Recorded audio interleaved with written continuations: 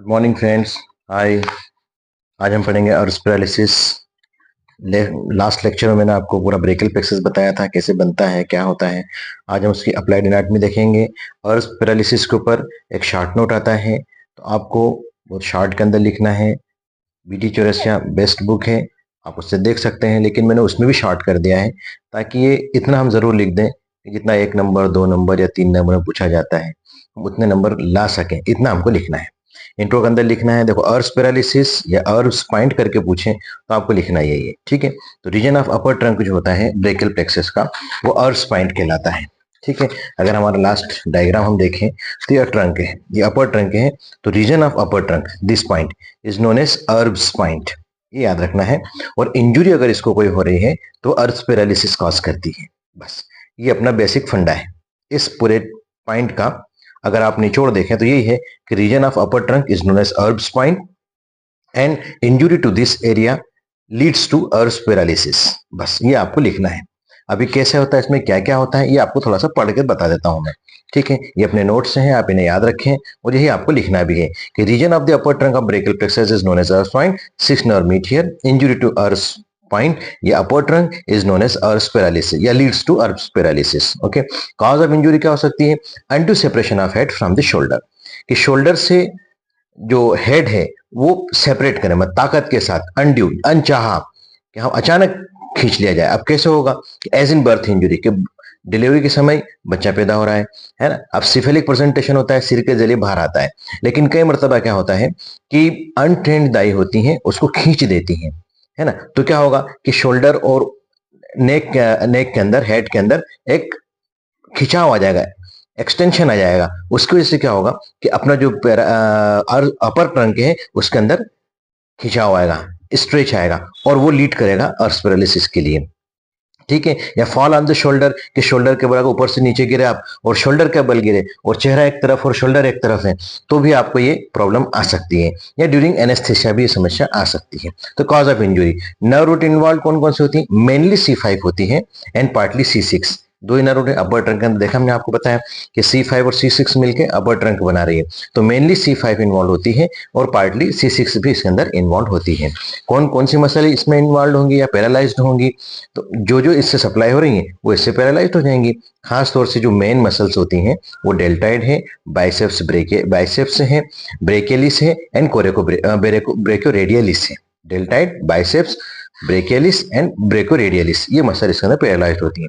अब इसमें डिफॉर्मिटी कौन कौन सी हो रही है ना। अब इसमें डिफॉर्मिटी मतलब क्या कि हमको क्या दिखेगा, है ना, पेशेंट कैसा दिखेगा, वो डिफॉर्मिटी है, क्योंकि परमानेंट है वो, है ना। तो डिफॉर्मिटी में हमको क्या पता चलेगा कि इसके अंदर arm hang by the side, जो आर्म है वो हैंग बाय द साइड है, विच is adducted and medially rotated. For example मैं आपको यहाँ छोटा सा एक ऐसा डायग्राम, ये मान लो हेड है, ये नेक है, ये इसका ट्रंक है ना, ये, और ये इसकी लोअर लिम्ब है। अब यहाँ से ये आर्म है ना, ठीक है, ये आर्म। तो आर्म कैसे हो गए? फॉर एग्जाम्पल ये है अपना ट्रंक, ये ट्रंक, तो आर्म यहाँ से chip hang by the side and adducted towards the trunk, है ना, एडक्टेड है, ठीक है, एंड मीडियली रोटेटेड है। कैसा है? ये सुपेनेशन, ये प्रोनेशन। तो ऐसा जब ये मूवमेंट करेंगे हम, ये वाली, तो मीडियल रोटेशन मतलब टुवर्ड्स द ट्रंक है, मिड लाइन की तरफ हम मूवमेंट करें, तो ये मिल एक्चुअली क्या आज का जमाना सोशल मीडिया का, इंटरनेट काफी लोग आप सब यूज करते हैं। आप जाना, उसका फोटो भी मिल जाएगा, डायग्राम मिल जाएगा, इमेज मिल जाएगी, वीडियो मिल जाएगा कि जो मैं भी आपको जो डिफॉर्मिटी बताने वाला हूँ अर्श पैरालिसिस की, उसमें आप देखो visual impact is necessary in anatomy. आपको दिमाग के अंदर फोटो और डायग्राम जरूर होना चाहिए, और वो मैं इस कागज पर तो बना के बता नहीं सकता, है ना। तो आप उसको देखें कि कैसे पेशेंट दिखता है। तो डिफॉर्मिटी में arm hang by the side which is adducted and medial rotate होगा, जो फोर आर्म है वो एक्सटेंड होगा और प्रोनेटेड होगा। ये सुपिनेशन है, ये प्रोनेशन है, तो पीछे की तरफ मुड़ा हुआ होगा, जैसा पीछे किसी से कुछ पैसा लेते ना, उस टाइप से, है ना। पीछे के पीछे अगर जैसे कोई अपने टिप देगा तो कैसा देगा? मान लिया हाथ है और जैसे पीछे मुड़ा हुआ है, ये यहाँ पे हैंड, है ना।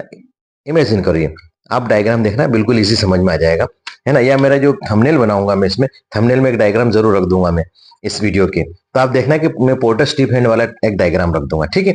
सो arm hang by the side which is adducted and medially rotated, forearm is extended and pronated है, और this deformity is known as policeman's tip hands deformity, या पोर्टर स्टीफ जो अपन देते हैं, है ना, जो बख्शिश देते हैं, तो पोर्टर स्टीफ हैंड डिफॉर्मिटी कहलाती है या पोलिसमैन स्टीफ हैंड डिफॉर्मिटी कहलाती है। ये नाम याद रखना, वाइवा में पूछते हैं।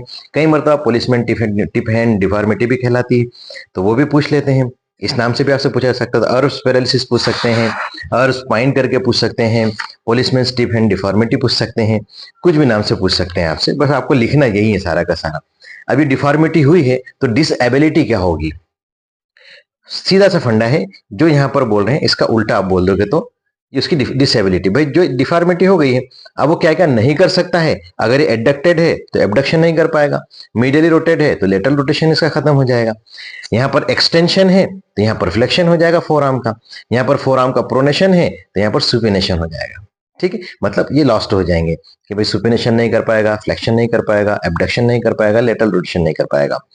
नेक्स्ट जो है ये अपना प्रैक्टिकल पॉइंट ऑफ व्यू से है, जब आप क्लिनिकल क्लासेस लेंगे तो जर्क्स देखे जाते हैं, टेंडन जर्क्स होते हैं, जो आपका मेडिकल हैमर होता है आप लोगों के पास निश्चित रूप से होगा, या फिर आप रखेंगे, आपके पास होना चाहिए।